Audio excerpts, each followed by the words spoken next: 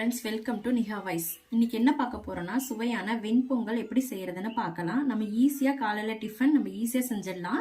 அதுக்கு தேவையான பொருட்கள் என்னென்னன்னா நான் வந்து இந்த டம்ளர்ல ஒரு டம்ளர் அரிசி எடுத்திருக்கேன், பச்சரிசி.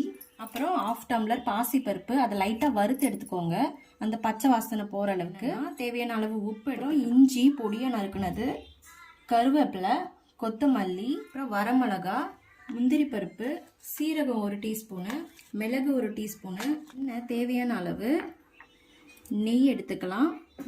வீடியோக்குள்ள போறதுக்கு முன்னாடி please subscribe to Niha voice.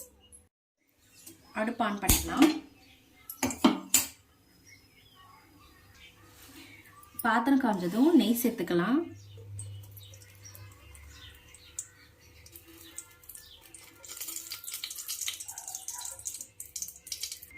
ரெண்டு டீஸ்பூன் எண்ணெய், முந்திரி பருப்பு போட்டுக்கலாம்,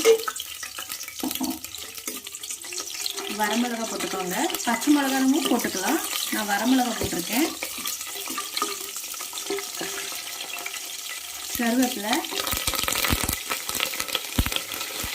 1 டீஸ்பூன் சீரகம்,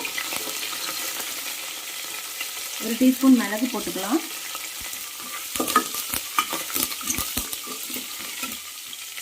இஞ்சி போட்டுக்கலாம். நல்லா வதக்கி விட்டுக்கோங்க.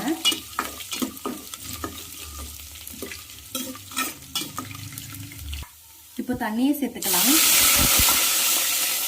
நம்ம 4 டம்ளர் தண்ணி சேர்த்துக்கலாம். தேவையான அளவு உப்பு போட்டுக்கலாம். தண்ணி நல்லா கொதிச்சு வரட்டும்.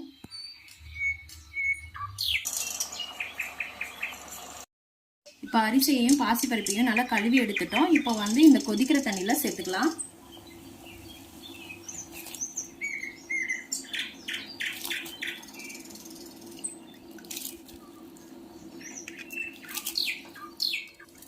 இது வேகிறதுக்கு 20 மினிட்ஸ் ஆகும்.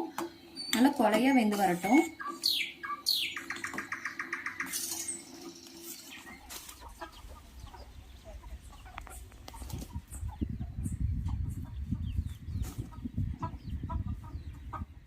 இப்போ ஓரளவுக்கு குக் ஆயிடுச்சு. நம்ம கிளறி விட்டுட்டே இருக்கலாம்.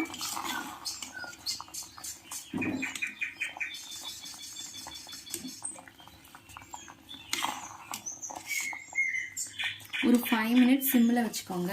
சிம்மில் வச்சு மூடி வச்சுக்கோங்க. அதுக்கப்புறம் நம்ம இறக்கிக்கலாம். சுவையான வெண்பொங்கல் ரெடி ஆயிடுச்சு. நம்ம ஸ்டவ் ஆஃப் பண்ணிக்கலாம். சுவையான வெண்பொங்கல் ரெடி. இந்த மாதிரி செஞ்சு பாருங்க, உங்களுக்கு கண்டிப்பாக பிடிக்கும். இந்த வீடியோ உங்களுக்கு பிடிச்சிருந்துச்சுன்னா please subscribe to Niha voice. Thank you.